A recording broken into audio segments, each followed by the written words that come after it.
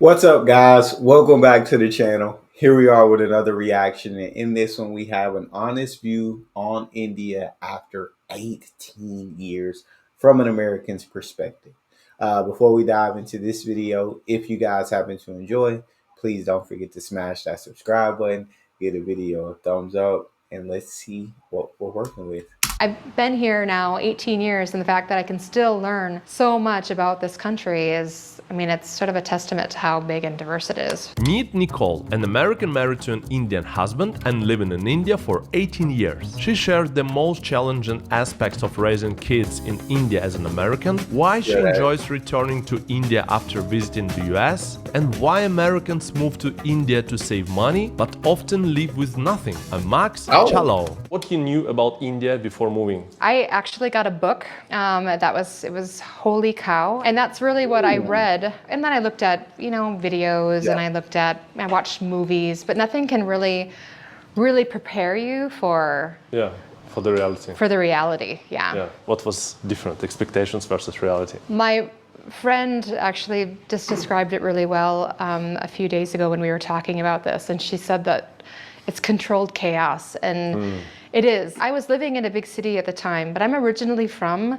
a very small place. So to come, like in ITPL, which is very close to, it's a huge tech park. There are probably more people in ITPL right now than my entire city. So that having that comparison or that difference is, India is huge, right? It just is, it's just so big. And I think you don't understand how big it is until you're here, and how different it is until you're really here. You can read all about it, but until it's in your face, and until, the smell hits you and the people hit you and everything is there, it's really hard to really understand. I can completely understand where she's coming from, and saying like, people can tell you people can tell you all day long exactly how it's going to be, and they can tell you in detail exactly how it's going to be, but like, it's something that you have to actually experience to truly know.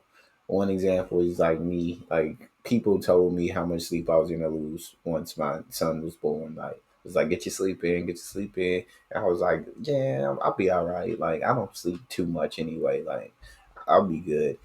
And then we had him, and I understood why everybody was telling me that.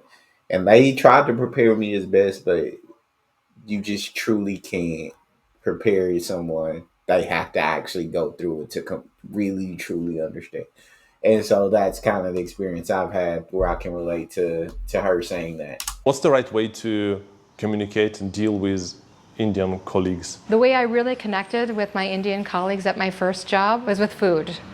So I had a candy dish on my desk that I was like the never-ending candy dish. I literally filled it like every couple days. Oh, wow. And it was a way for me to get people to come to my desk and to interact and connect with me. Smart. I love that idea. And after the candy dish, it was, on my team, I love to cook and to bake. So I was baking cakes and birthday cakes, and every month or so I'd have to bring in a cake for one of my colleagues. And that was really connecting with Indians here it's food. Yeah, you bring in your snacks and your sweets, and everyone will come around your desk, and you get to meet everybody. What's your husband's native language? Telugu. Telugu. Yeah, and the kids both speak Telugu as well. Okay. Yeah. So they are native in both languages? Yes. Yeah. Okay. So that awesome. was really important for him when we were having kids and they were little. So he always worried because, I've always taken the kids for the summer holiday in the US. And we watched my husband's brother, who has a similar situation. My husband's partner, brother's partner, is from Spain, and she was a teacher in the US. So during their summer holiday, she would take their son to Spain for the entire holiday. Oh. And he would come back to the US and he wouldn't even speak English, let alone the little Telugu that his father had taught him. So we watched that, and we watched, my nephew now speaks Spanish and English. He doesn't speak Telugu, although I think he's tried to learn it in college. But For our kids, my husband was like, if you take them for the entire summer, we really need to try to formulate a plan that they don't lose it the entire, I feel everything that. that I've been teaching them. I Yeah. learned all the little words like, cheya, chevu, like little body. I feel like I completely get that.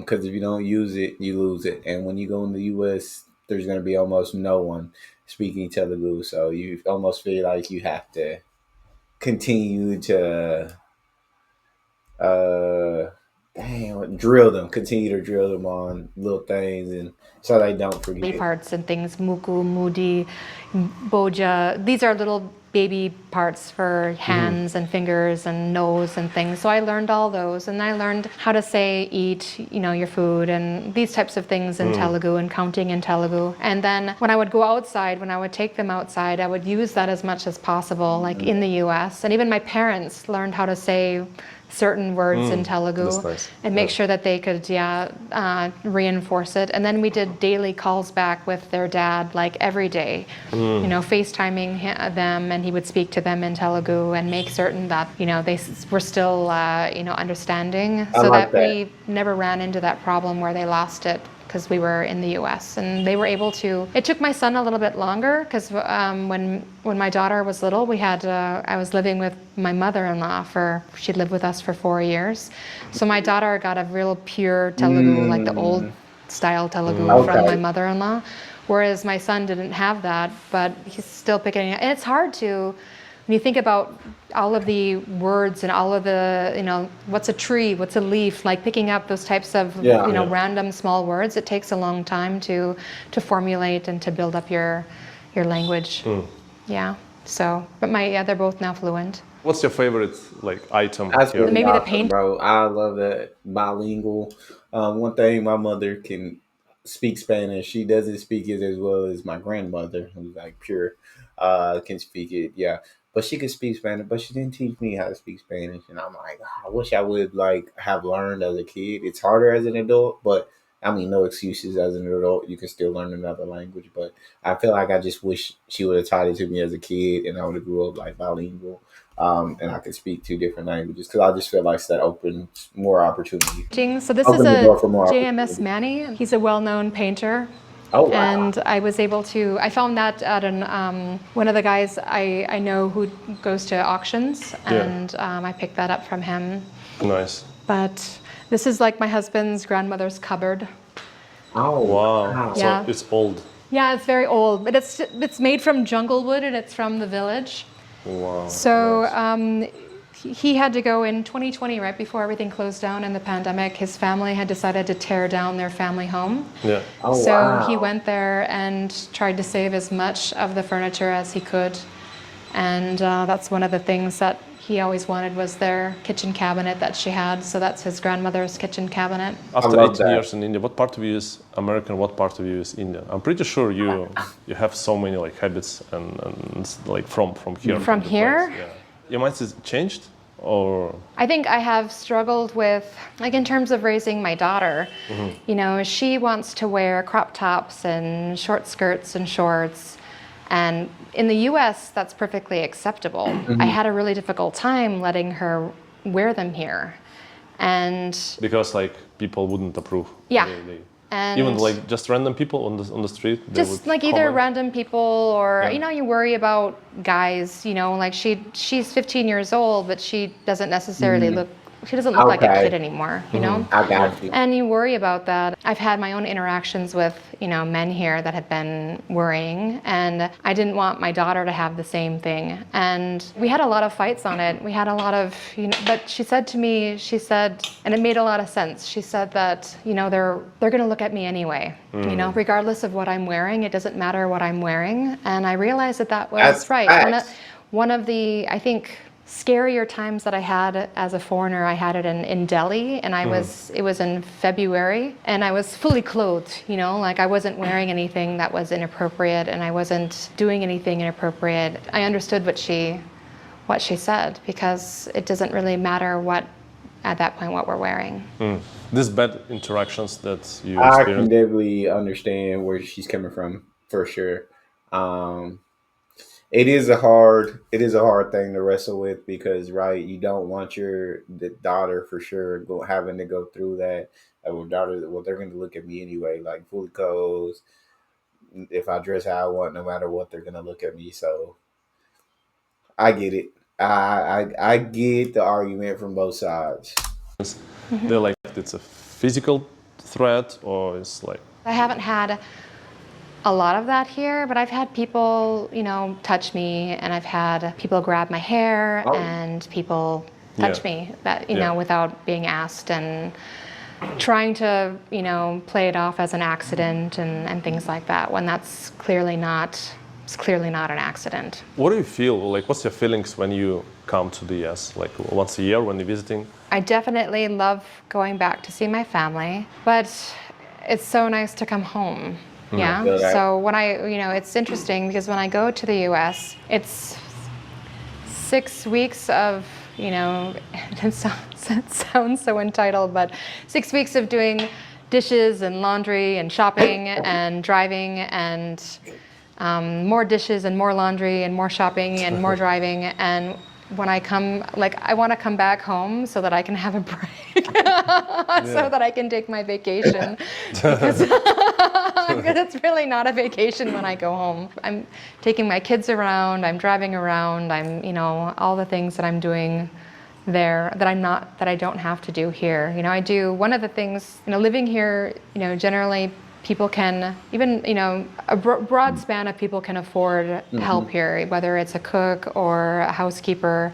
And, thankfully we have a housekeeper who helps me with laundry, who helps me do the dishes. And, it's one of the nice things about living here. And then we have fabulous things like Swiggy, where I haven't gone to a grocery store probably in over a year, since I've been to the US. So that is fabulous to be able to order groceries to your house and not have to worry about, finding the time to go do it. And I have a lot of friends that when they move back, they've been in India for a few years, they get really used to living here. They get used to having help. They get used to having groceries delivered, and when they go back, they find it really difficult to find the time to connect with their husband or wife, or even with their kids, because they're not only are they working constantly, then they're also on the time off. They have to go do their shopping. Yeah. They have to take their kids to all of Well, the it's like breakfast. there are apps like here where you can. I don't know when this was made, how long ago. Say, well, yeah, there's apps here where you can get groceries delivered to you. Like I've been a person who used those apps, like worked for those apps, like went and got groceries for people and delivered it to their doorstep. So there are apps where you can do that, but I just assume that they're probably a lot more expensive than Swiggy is in India to have these things delivered, and so it's probably just people probably when they're here is like, oh, I can't afford to just be having these groceries get delivered. Like I gotta actually go and shop.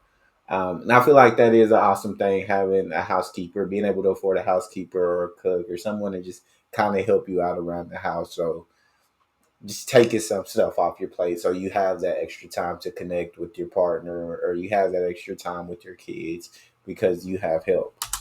And things like that, and it's a constant running, whereas here you do have a bit of room to breathe. Yeah. Do you have friends or family from the US visiting you here? It doesn't happen very often. My own parents have visited twice. My father loved it, but I think my mom had a difficult time with it here. I mean, in India it is an incredible place to visit, like tourist-wise. There are so many places that are just amazing to see, I mean, not just, the Taj, it's breathtaking, but there are so many other things that you can see here. You said your dad loved the place. Yes. What was like the most, I don't know, the biggest impressions for him? Him? Well, he's a photographer. So like everything he put his lens up to was like an amazing photograph. When he went back to North Dakota, he's actually part of a local art group,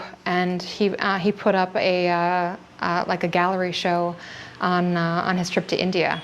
So he really loved it. He just That's thought so it was awesome. amazing. It wasn't, I mean, it was the opportunity for photographs and things like that, but I think it was just so different. I know Yeah. my husband ended up taking them on like they call it the chicken train. Like they ended up on some small local train from like Agra to Delhi Yeah. with chickens, and Oh. they had hijras on there, which I think like my dad thought it was, this is awesome, and I think my mom was like, oh my god, I can't believe I'm on this train. You know, like their experiences were just like so different that you know, the way they experienced it.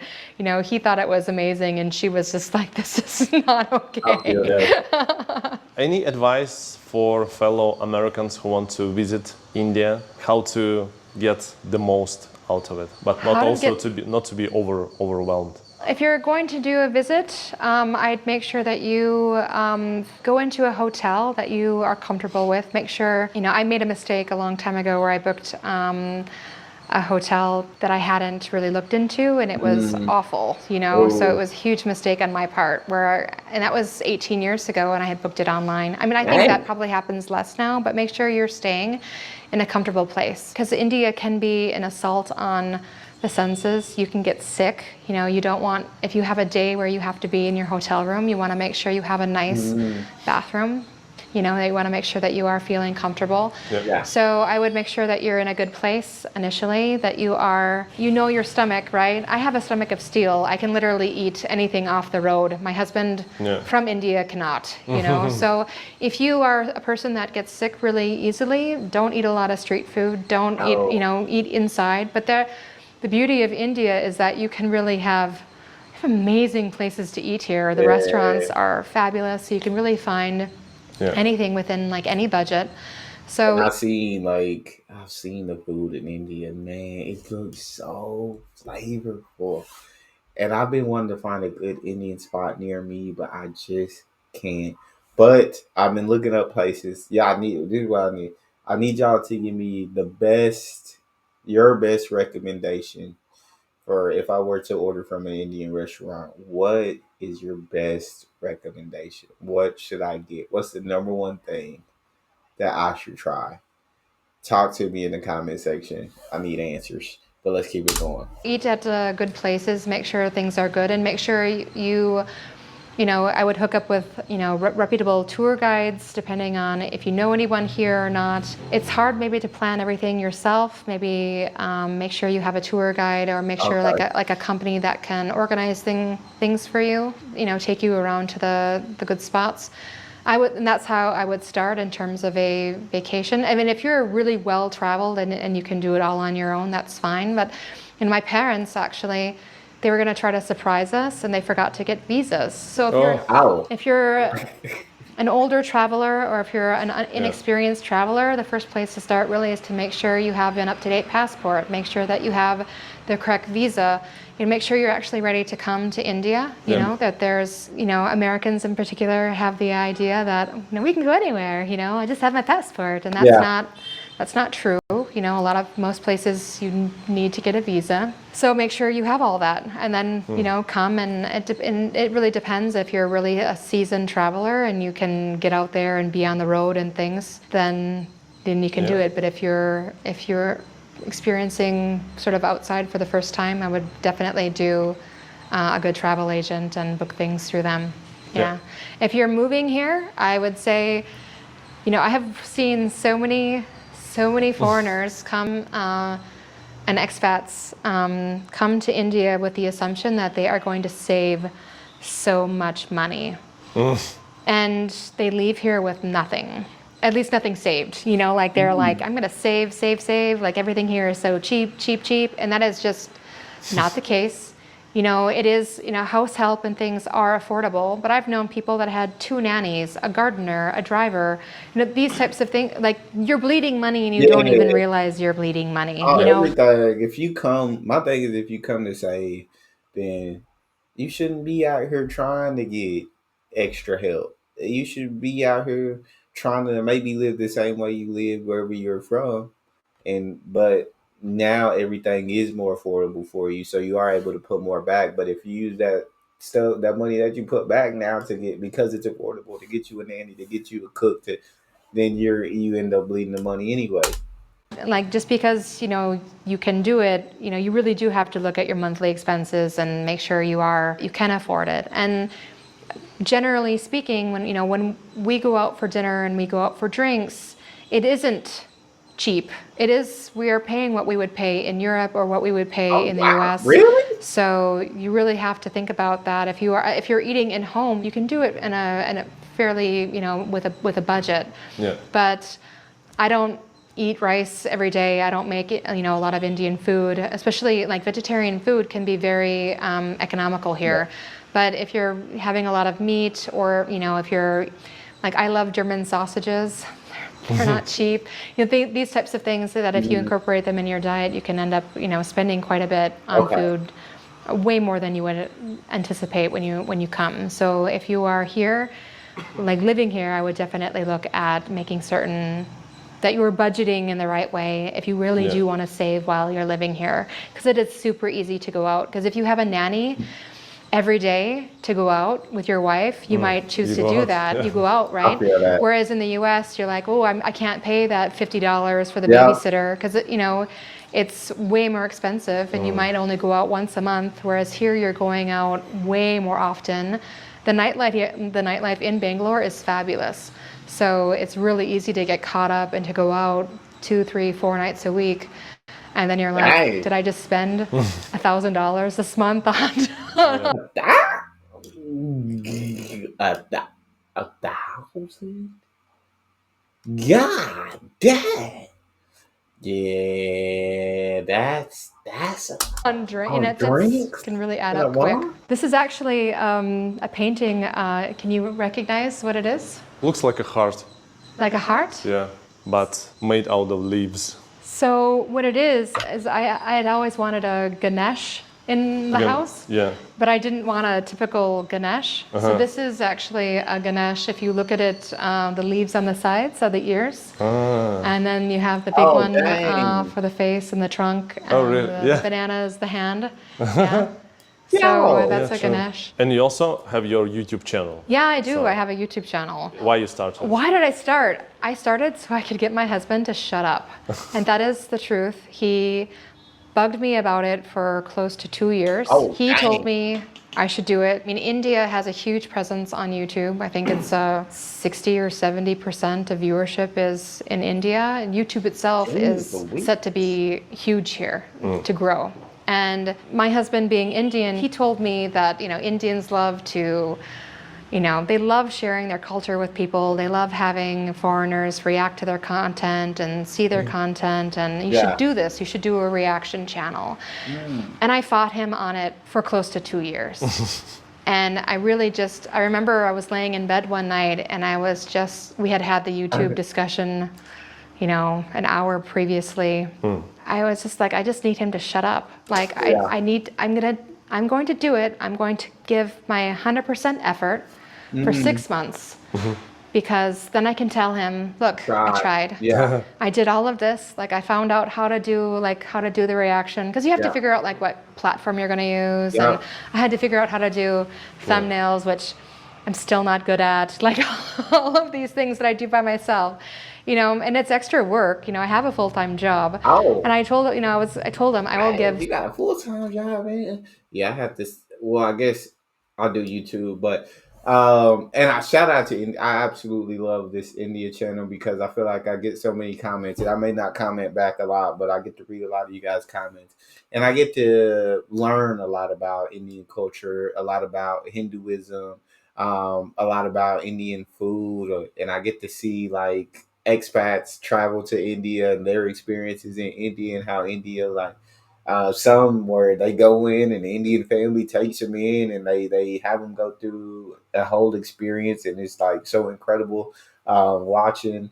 And yeah, and I've gotten to politics where you get to see what Modi's doing in the country and how Jaishankar's putting Western media in their place, and it's really amazing. So I feel like definitely shout out to India for you guys being so willing and wanting to share your culture. It's an amazing culture. And I feel like just great things are happening in the country. The country is going through incredible growth and development. And India is really looking like they're placing themselves in a position to become a superpower here in the next 10 to 20 years. 6 months, and then I was going to be able to put it to rest and just be like, see, it did not work. You know, I was right, you were wrong. Unfortunately, he was right. I